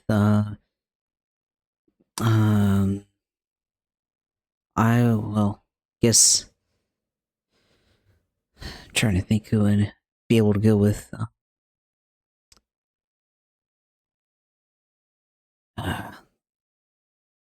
you know what? I will pick Denny Hamlin to win here at Nashville there. So that's who I'll go with. Yeah, and then wild card Carson Hocevar had a good run in the 600, so should have went and had a better run. So this weekend we'll see, but yeah, that's those are my picks there. So yeah, we'll get into sim segment real quick. Of course, pull up iRacing this week. What's on there? This week, quick. Yeah, upcoming races. Yeah, Cup at Nashville, Xfinity at Nashville. Trucks at Nashville, IndyCar Oval, Fixed Series at Auto Club. Good race there. NASCAR Gen 4 at Indianapolis Motor Speedway. So look at that there. ARCA Menards at Bristol. 87 cars at Indianapolis Motor Speedway. So NASCAR on iRacing doing some Indy racing here this week. Of course, so yeah, I think those are probably end up focusing on there, but going to road course racing, going on the road course racing portion of it here. Sports cars at Ferrari GT3 at Rudskogen Motor Center, GT3 Fixed at Monza Grand Prix Circuit, Toyota GR86 Caldwell Park. Let's see. Prototype Challenge to Detroit Bell Hill Circuit. Got Legends Cup at Okayama International Circuit. MX5 Cup at Circuit Navarra. Got that iRacing Porsche Cup at Watkins Glen International, 23 laps. Got Let's see what else. What else there? I guess Class B. I guess that's all the ones that I have that I can participate in there. But yeah, open, fixed, and open. So yeah, I think that's GT Sprint at Monza there. Advanced MX5 Cup at Spa. Got that there. Ford Mustang Challenge at Homestead Road Course, I think. Formula 4 Tsukuba Circuit. Formula B Watkins Glen there. Formula 1600 Limemark Park. Got IndyCar at Detroit Belle Isle. Formula 1600 at Limemark Park. Skip Barber at Charlotte Roval. You got Okayama Circuit Formula 4 on the Asia Pacific Tour, Formula 4 at WeatherTech Raceway, and then Formula 4 at Redskigen Motor Center for the esports regional tour for America, Europe, and Asia Pacific.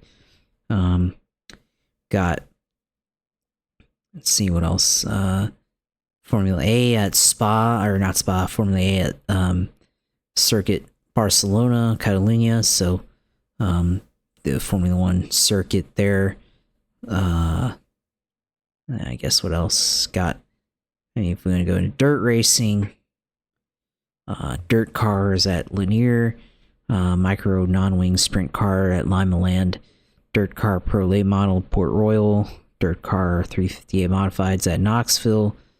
You got a bunch of other dirt racer World of Outlaws at Oswego Speedway. So yeah, there's plenty of things on iRacing to go look at here. I guess news, iRacing news real quick.